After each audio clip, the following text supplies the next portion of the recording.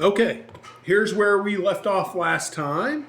So we created a schematic, and so we've added some parts to it. And in this particular, the last video, what we did is we added the connections for power. We added a little battery holder, and we added a little pin header to do kind of on-off, but also to allow us to select our power mon board, which allows us to, as we're programming this thing, as we're developing, we can figure out, okay, how much power are we drawing at any given instance. So come back to our schematic here. If I roll in here, here's what we did last time. So this time I want to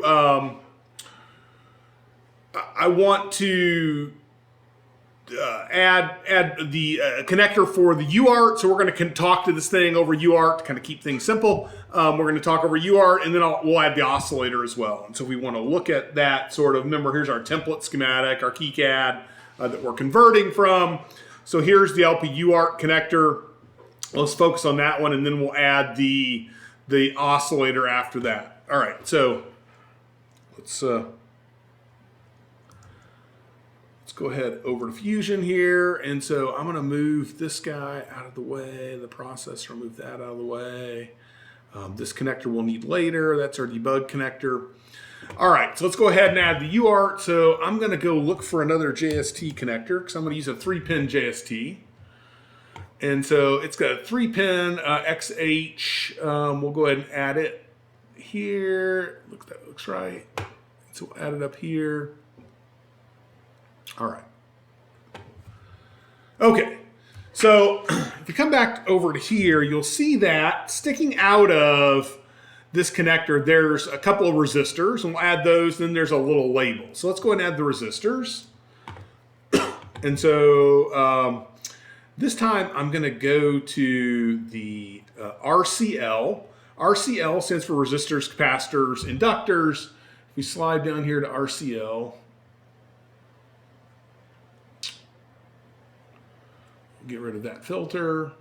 And so it gives us all these options. I'm going to go ahead and use the RUS symbol, so the little squiggly line here. And I'm going to choose the package here. I'm going to choose a surface mount. I'm going to choose an 0603. 0603 I found is pretty easy to teach people how to solder. And so I'm just going to grab one of those guys here. It doesn't really matter which direction we go here, but I'll add 2 of those.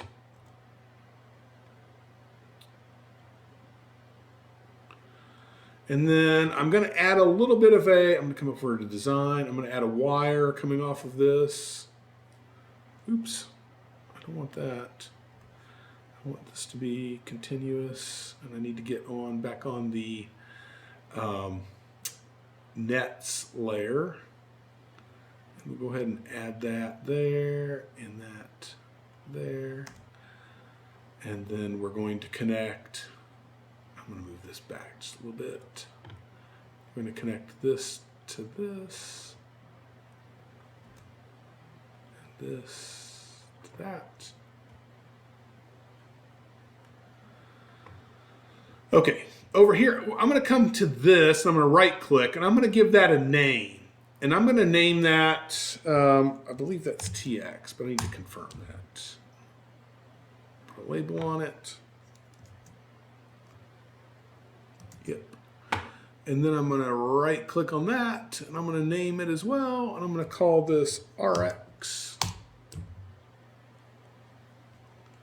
All right, and then I need to get this ground right here, and so I'll come here and I'll right click and I'll do a copy. And now we can wire this up. Okay. And so now maybe I'll go ahead over to the info and document, and I'll go ahead and draw a line around it. I'll make this short dash, and I'll call this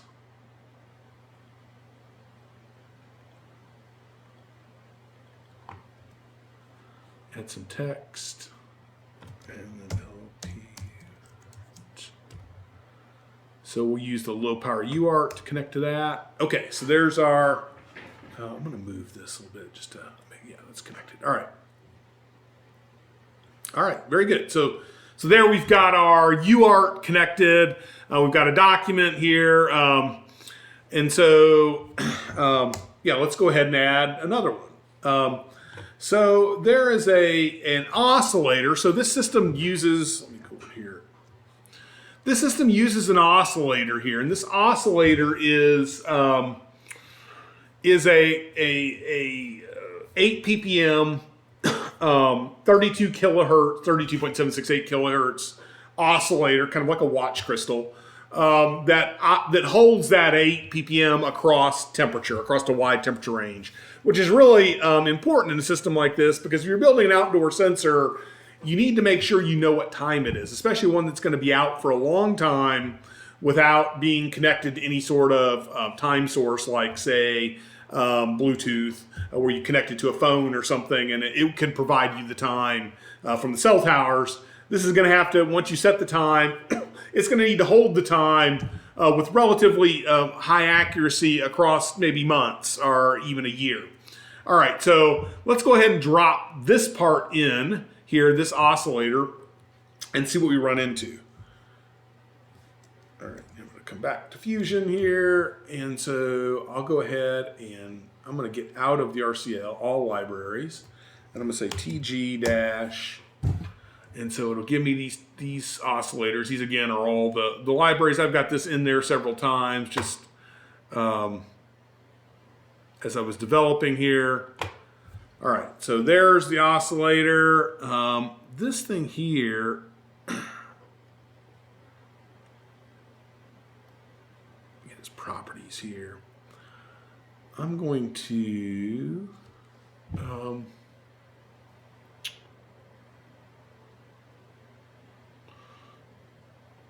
turn it off, its display off, just because it's kind of in my way.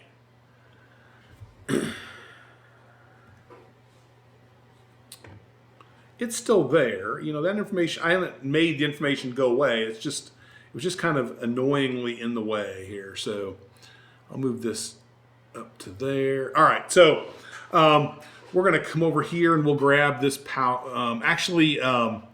Yeah, we're going to grab this power source here.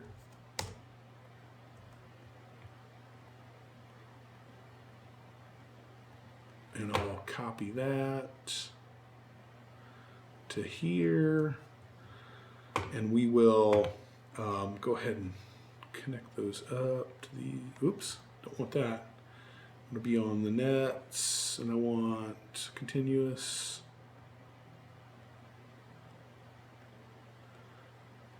And I want to show you, when I connected this to this vertical here, I got this little dot. That dot means that these two wires are connected. Without that dot, it would mean that they're, you know, where two wires intersect, if there's no dot, that means they're not actually electrically going to be connected. So this just you know, shows you those dots, and those appear. So if I were to, you know, delete this and then go back and do it again here, the dot appears. But if I were to, say, just route over the top of that, where there's no dot, there's no connection. So if I were to draw that back to, actually maybe I can't do it. I'm going to go ahead and, there we go. All right. So I've got that one. I've got, let's go ahead and grab this here, and we'll copy this, and we'll hook up ground. Actually, I'm going to move this ground right down here. Oops. Had them both. Move that ground to right there. And I'm going to connect all of these together. I'm going to hook them all. So we've got these grounds over here. All right. And these NCs are no connects. Then here's the output. And I'm gonna come in here and I'll name this. I'm gonna name it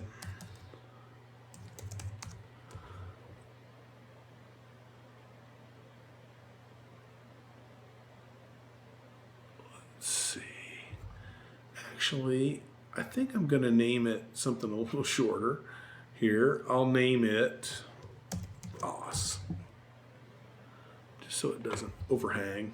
All right, so there I've got my oscillator. Okay, so one of the sort of, I'd like to shift this over a little bit because it's kind of getting close to my power supply, or maybe move the power supply over to the left. Maybe I'll do that. One of the sort of tricky things I think about Fusion, one of its sort of wrinkles is how you move groups of components. So if I want to select all of these, I can select all of them, and then I do move, and then I have to right click here and then move the group. And that little sequence is, I think, it's non-standard in a lot of CAD systems. So select everything, hit move, come back to this, right click, and then you can move the group. I don't know. That's one of those sort of warts that is just a wart, in my opinion. So there's a lot of things it does well. Moving groups of things is not one of them. All right, so let me go ahead and add, I'm going to go ahead and add to the info layer here. I'm going to add a box around my oscillator here. So I'll put a line down. I'll go ahead and change the style to short dash, and I'll draw around it here. And then I'll go in and add some text, and this I'll say this is my 32.76768 K oscillator, and put it right there. All right, so there's the oscillator. So okay, so that's the LPUart and the oscillator. And remember these labels here. Now, if I want to connect that somewhere else, which I will later, I'm going to connect both of these, this TX and RX and this oscillator over to the processor here in a little bit. So I'll need to remember their names.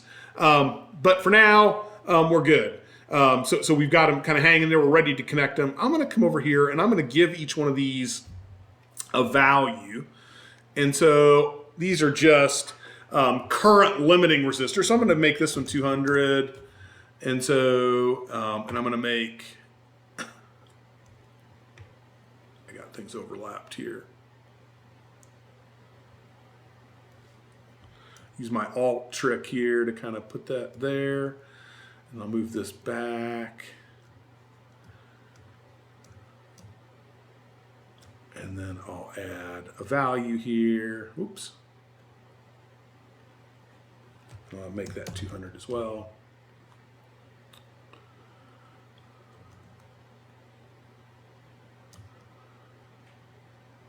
Okay. Those will become important because down the road, now you've got the package size, now you have the value. And so when you run tools to generate the bill of materials for your system, you'll get that value out of it. Now, I forgot one very important thing down here in my oscillator. It needs a decoupling capacitor. That turns out to be really important for this oscillator, for its stability. It needs a decoupling capacitor. Not only that, it needs one that's pretty much right underneath it, as close as possible to make it as stable as it possibly can be. All right, so I'm going to go back to the nets mode here, and I'm going to go to the RCL. I'm going to clear that, and I'm going to go back to the RCL library, and I'm going to get the CUS here, capacitors in US, and I'm going to use an 0603.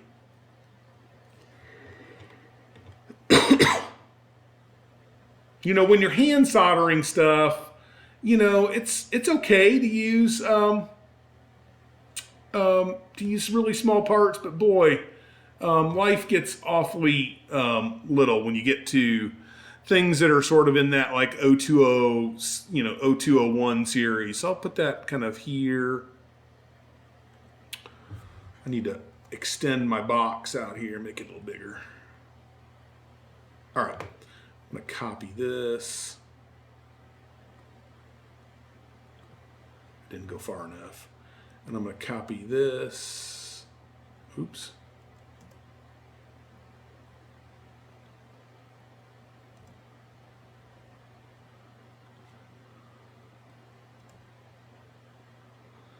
We'll move this whole thing down a little bit.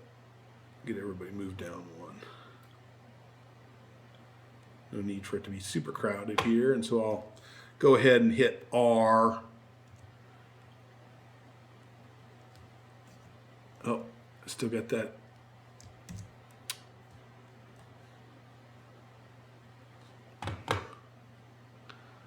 Get over here and I'll make this, change this to continuous. I'll grab this and draw it down. Okay.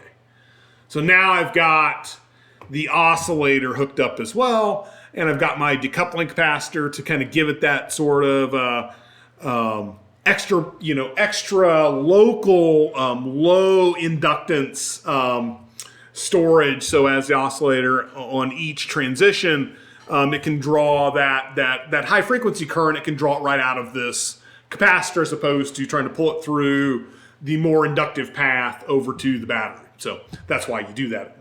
So, all right. So that's it for the oscillator. Let's come back over here and just make sure. I think I might have forgotten something, and indeed I did.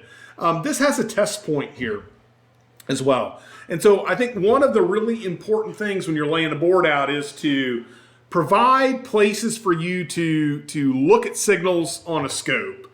And so these can, sometimes they come somewhat naturally because you're using, say, a big meaty pin like this. It's easy to solder to. Sometimes when you're using the surface mount part, it's a little more challenging. And so I would try to leave test points wherever you can. Of course, when you go into production, you have to think about these sorts of things because that's how your board is, how you're going to make sure that all the parts are there. You're going to hook it onto a bed of nails and do an assessment as to whether all the parts are there and likely good. So, okay, so let's go back over to Autodesk, and here I'm going to get it off of this RCL and go to all libraries, and I'm going to say TP for test point, and then maybe it's called test. I can't remember. Test. Yeah. So here's a test point, and I'm going to use one that's kind of tiny. Like that. I don't know, it needs to be huge. And I'm going to put a test point right